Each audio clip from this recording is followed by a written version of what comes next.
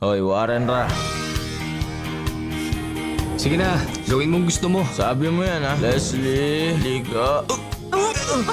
Christian, okay ka na? Lagot ka sa akin, Warren. Leslie, sige na please. Mag-round 2 pa tayo.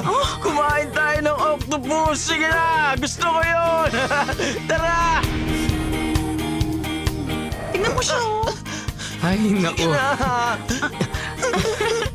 Anong ginagawa niyo, ha? Ginagaya ko lang yung moves niya. Sige na, gusto ko ng steamed chicken. Pagbigyan nyo na ako, please.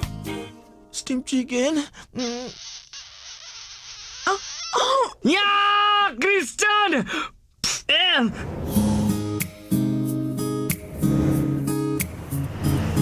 Sa tuwing naaalala ko ang lahat ng mga karanasan ko sa trabaho ko, pakiramdam ko maayos naman ang mga bagay para sa aming lahat. It's not the words I want to hear from you.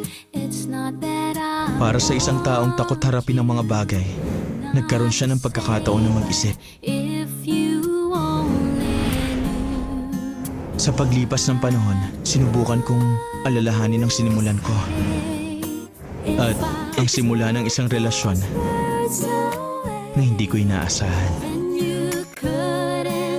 Dahil sa taong yun, naging masaya ako at hindi ko yun makakalimutan.